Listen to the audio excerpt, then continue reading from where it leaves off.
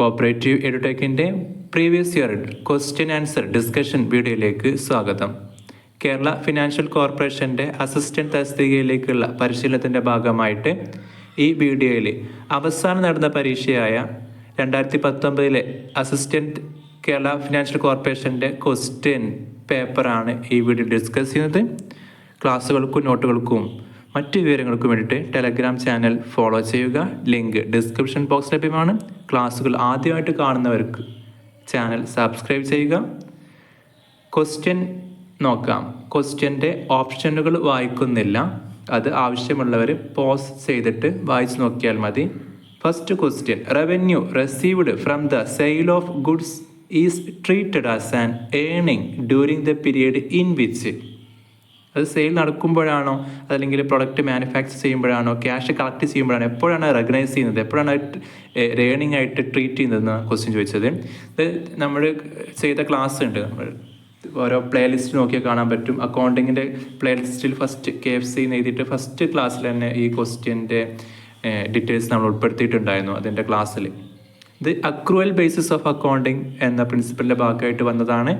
Accrual basis of accounting എന്ന് നമുക്കറിയാം, revenue അല്ലെങ്കിൽ income is recorded when it is earned, not when the cash is received.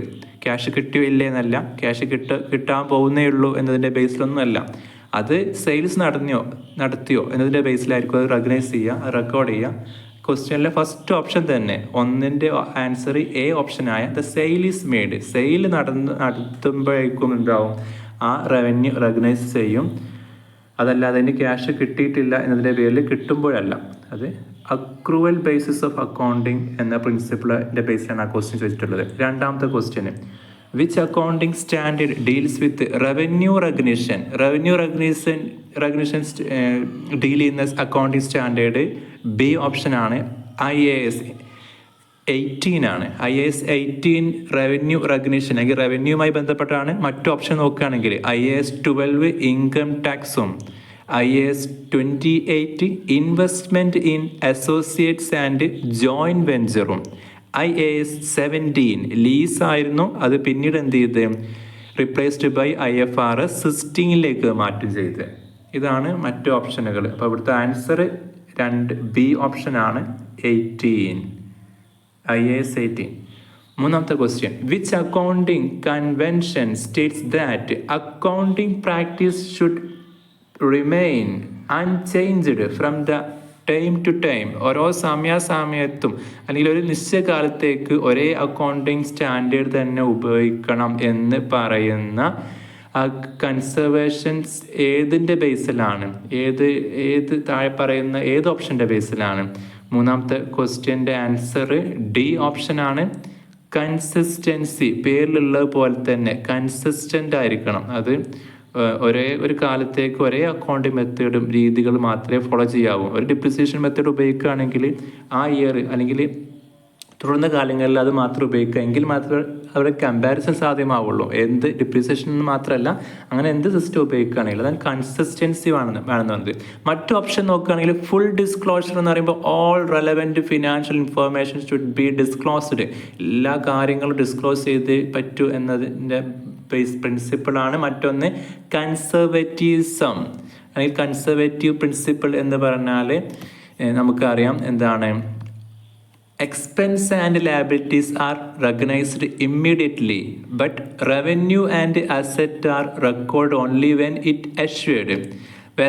സാധ്യമാകുന്ന liabilities എക്സ്പെൻസും ഉടൻ തന്നെ recognise ചെയ്യും. ബട്ട് റവന്യൂ ആണെങ്കിൽ അല്ലെങ്കിൽ അസറ്റ്സ് ആണെങ്കിൽ അത് ഉറപ്പായാൽ മാത്രമേ എന്താവുള്ളൂ, റെക്കോർഡ് ചെയ്യുള്ളൂ എന്നതിൻ്റെ പ്രിൻസിപ്പിളാണ് എന്ത്, കൺസർവേറ്റീവ്സം. ഒരു സേഫ് പ്ലേസ് അല്ലെങ്കിൽ പ്ലേ സേഫ് എന്നതിൻ്റെ ഒരു വേറെ രൂപമാണ്. അത് വരാവുന്ന ലോസുകൾ കൺസിഡർ ചെയ്യുക, പ്രോഫിറ്റ് കൺസിഡർ ചെയ്തില്ലെങ്കിലും എന്നതുപോലെ. മറ്റൊന്ന് fourth question: repairs include before using A second hand van purchased recently is. ഒരു സെക്കൻഡ് ഹാൻഡ് വാന് അടുത്ത കാലത്ത് പർച്ചേസ് ചെയ്തിട്ടുണ്ട്, അപ്പോൾ അതിൻ്റെ ഭാഗമായിട്ട് ആദ്യ സമയത്ത് ഉള്ളൊരു റിപ്പയർമെൻറ്റ് നടത്തി. അപ്പോൾ അത് ക്യാപിറ്റൽ എക്സ്പെൻഡിച്ചർ ആണോ റവന്യൂ എക്സ്പെൻഡിച്ചർ ആണോ എന്നാണ് ഡൗട്ട് ഉണ്ടാവുക. ഡെഫേർഡ് റവന്യൂ എക്സ്പെൻഡിച്ചറിലേക്ക് പോകേണ്ടതുണ്ടാവില്ല. നോക്കാം എന്താണ് നാലാമത്തെ ക്വസ്റ്റ്യൻ്റെ ആൻസർ എന്നത്. ഓപ്ഷൻ എ ആണ്, ക്യാപിറ്റൽ എക്സ്പെൻഡിച്ചർ ആണ്. കാരണം എന്തുകൊണ്ടാണ് അത് ക്യാപിറ്റൽ എക്സ്പെൻഡിച്ചർ ആയത്? പുതിയ വാന, സെക്കൻഡ് ഹാൻഡ് വാനാണ്. അപ്പോൾ അത് ആദ്യമായിട്ട് ഉപയോഗിക്കുന്ന മുന്നോടിയായിട്ട് ഒരു വർക്ക് നടത്തുകയാണ്, റിപ്പയർമെൻറ്റ് വർക്ക് നടത്തുകയാണ്. അപ്പോൾ ആ റിപ്പയർ എന്ത് ചെയ്യും, അതിൻ്റെ വാല്യൂ, ലൈഫിൻ്റെ ഭാഗമാണ്, ലൈഫ് ഉയർത്തും. അതുകൊണ്ട് തന്നെ അതെന്താണ്, ക്യാപിറ്റൽ എക്സ്പെൻഡിച്ചർ ആണ്. അതെന്ത് ചെയ്യും, അതിനെ ക്യാപിറ്റലൈസ് ചെയ്യും, ആ എക്സ്പെൻസിനെ ക്യാപിറ്റലൈസ് ചെയ്യും. ഇനി അതല്ല, ആ വാൻ ഓടിത്തുടങ്ങി കുറച്ച് കഴിഞ്ഞിട്ട് റിപ്പയർ വരുമ്പോൾ അതെന്താണ്, റവന്യൂ എക്സ്പെൻഡിച്ചറായിട്ടും മാറും. കാരണം ഡേ ടു ഡേ മെയിൻ്റനൻസിൻ്റെ ഭാഗമാണ്, അത് റണ്ണിങ് കോസ്റ്റിൻ്റെ ഭാഗമായിട്ട് വരുമ്പോൾ റവന്യൂ എക്സ്പെൻഡിച്ചർ ആവും. ആദ്യമായിട്ട് റിപ്പയർമെൻ്റ് ആയതുകൊണ്ട് ആ എക്സ്പെൻസ് എന്ത് ചെയ്യും, ക്യാപിറ്റലൈസ് ചെയ്യും. അതുകൊണ്ടാണ് ആൻസർ 4ൻ്റെ ആൻസർ എന്തായത്, ക്യാപിറ്റൽ എക്സ്പെൻഡിച്ചറായി മാറിയത്. 5ാമത്തെ ക്വസ്റ്റ്യൻ നോക്കാം. State the minimum percentage of profit that has to be transferred to general reserve by a joint stock company if the dividend declared is 18%. 18% dividend declare ചെയ്യുമ്പോൾ profit എത്ര percentage പ്രോഫിറ്റാണ് general റിസർവിലേക്ക് ഒരു joint stock company മാറ്റേണ്ടതെന്നാണ് ക്വസ്റ്റ്യന്. ഈ ക്വസ്റ്റ്യൻ്റെ ശരിയായ ആൻസർ സി ഓപ്ഷനാണ്, 7.5%. എങ്ങനെ അത് നോക്കാം? അതായത് കമ്പനീസ് റൂൾസ് 1975 ഉണ്ട്. അത് വ്യക്തമായി പറയുകയാണെങ്കിൽ companies transfer of profit to reserve rules 1975, അതായത് 2013 ആക്ടിൻ്റെ മുമ്പേ വന്ന ഒരു റൂളാണ്. അത് പ്രകാരം, ഈ ഓൾഡ് റൂള് പ്രകാരം ഡിവിഡൻഡ് 10% മുതൽ 12.5% ഇടയിലാണെങ്കിൽ, 10 മുതൽ 12% ഇടയിലാണെങ്കിൽ, ഏറ്റവും ചുരുങ്ങിയത് 2.5% പ്രോഫിറ്റ് എന്ത് ചെയ്യണം, ജനറൽ റിസർവ് ട്രാൻസ്ഫർ ചെയ്യണം. 12.5 മുതൽ 15% വരെ ആണെങ്കിൽ 5% ആണ് പ്രോഫിറ്റ് ട്രാൻസ്ഫർ ചെയ്യേണ്ടത്. 15 മുതൽ 20% വരെ ആണെങ്കിൽ ഡിവിഡൻഡ് വരുന്നതെങ്കിൽ 7% പ്രോഫിറ്റും, ഡിവിഡൻഡ് 20% എന്താണ് കവിയാണെങ്കിൽ, 20% മുകളിലേക്ക് പോവുകയാണെങ്കിൽ ഏറ്റവും ചുരുങ്ങിയത് 10% പ്രോഫിറ്റ് എന്ത് ചെയ്യണം, ജനറൽ റിസർവ് ട്രാൻസ്ഫർ ചെയ്യണമെന്നാണ് ഈ റൂൾ പറയുന്നത്. അങ്ങനെയാണ് ഇവിടെ ആൻസർ 5ന് സി വരുന്നത്. ഇനി 6ാമത്തെ ക്വസ്റ്റ്യൻ. Income tax paid by a sole proprietor on his business income should B.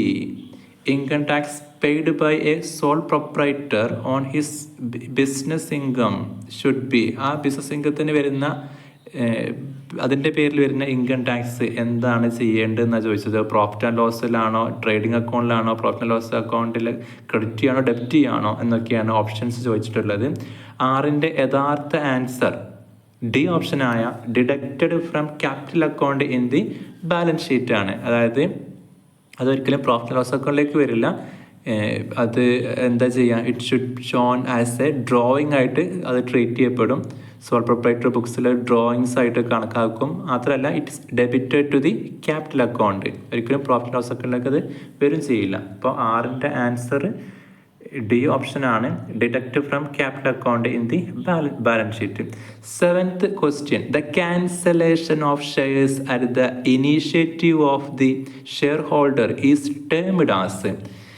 Share ഹോൾഡറായിട്ട് ക്യാൻസൽ ചെയ്യുകയാണെങ്കിൽ അതിനെന്താ പറയാമെന്ന് ചോദിച്ചത്. അത് ഫോർഫീച്ചർ ആണോ അല്ലെങ്കിൽ സറണ്ടർ ആണോ, അതിലേക്കും സംശയം ഉണ്ടാവുക. 7ാമത്തെ ക്വസ്റ്റ്യൻ്റെ ആൻസർ സി ആണ്. അത് എന്താണ്, സറണ്ടർ ആണ്. കാരണം ഷെയർ ഹോൾഡർ ഇനീഷ്യേറ്റീവ് ആകുമ്പോൾ സറണ്ടർ എന്നും, അതല്ല ഇനീഷ്യേറ്റ് ബൈ കമ്പനി ഇനീഷ്യേറ്റ് ചെയ്യുമ്പോഴതിനെ ഫോർഫീച്ചർ എന്നാണ് പറയാറ്. സറണ്ടർ എന്ന് പറഞ്ഞാൽ share holder voluntarily return the shares to the company. ഒന്ന് ഒരു ഷെയർ ഹോൾഡർ ഇനീഷ്യേറ്റീവാണ്, അദ്ദേഹം സ്വയമേവ അത് ചെയ്യാണ്. പക്ഷേ ഫോർഫീച്ചർ ഓഫ് ഷെയർ എന്ന് പറയുമ്പോൾ കമ്പനി ക്യാൻസൽ ദ ഷെയർ. അതിന് കാരണമുണ്ട്, എന്താണ്, share holder fail to pay call money. അതുകൊണ്ട് തന്നെ ഇത് ആര് ഇനിഷ്യേറ്റ് ചെയ്യും, കമ്പനി ഇനിഷ്യേറ്റ് ചെയ്യും. അപ്പോൾ അതിനെ ഫോർഫീച്ചറും എന്ന് പറയും. സോ 7ാമത്തെ ക്വസ്റ്റ്യൻ്റെ ആൻസർ സറണ്ടർ ആണ്, സി ഓപ്ഷന്. 8ാമത്തെ ക്വസ്റ്റ്യന്. The profit on depreciation policy is transferred to. The profit on depreciation policy is transferred to. Depreciation പോളിസിൻ്റെ ചേഞ്ചസിൻ്റെ ഭാഗമായിട്ട് വല്ല പ്രോഫിറ്റും കിട്ടിക്കഴിഞ്ഞാൽ അത് എങ്ങോട്ടാണ് മാറ്റുക എന്ന് ചോദിച്ചത്. 8ാമത്തെ ആൻസർ എ ഓപ്ഷനാണ്, ഡിപ്രീസിയേഷൻ റിസർവ് അക്കൗണ്ട് ആണ്. Depreciation reserve account. ഇനി 9th ക്വസ്റ്റ്യൻ നോക്കാം. Donations received by a non-profit making organization for a special purpose will be taken to the ഒമ്പതാമത്തെ ആൻസർ സി ഓപ്ഷൻ ആണ്, liability side of balance sheet. Liability side of balance sheet, അതായത് 9 C option ആണ്. 10th question, under single entry system the amount of opening stock can be ascertained by preparing an. 10ന്റെ answer memorandum of trading account. A option ആണ്, memorandum of trading account ആണ്. അതായത് donations single entry system എന്ന് പറയുമ്പോൾ തന്നെ എന്താണ് അത് എന്താ പറയുക, അതൊരിക്കലും ഒരു ഫുൾ അക്കൗണ്ടിങ് റെക്കോർഡ്സ് അല്ലെങ്കിൽ അത് മെയിൻറ്റെയിൻ ചെയ്യുന്നില്ല. അവിടെ ജേർണൽസും ലെഡ്ജേഴ്സും ഒന്നും വന്നോളുന്നുണ്ടാവില്ല. സെർട്ടൈൻ ഫിനാൻഷ്യൽ ഇൻഫർമേഷൻ, അതായത് opening stock can still B estimated using A memorandum trading account. So ശരി, 10ന്റെ ആൻസർ എന്താ പറയുക, എ ഓപ്ഷൻ ആണ്, മെമ്മോറാണ്ടം ട്രേഡിംഗ് അക്കൗണ്ട് ആണ്. ഇത്രയും ക്വസ്റ്റ്യൻസ് ആണ് ഈ വീഡിയോ ഉൾപ്പെടുത്തിയിട്ടുള്ളത്. കൂടുതൽ ക്ലാസ്സുകൾക്ക് വേണ്ടിയിട്ട് ചാനൽ ഫോളോ ചെയ്യുക. Thanks for watching.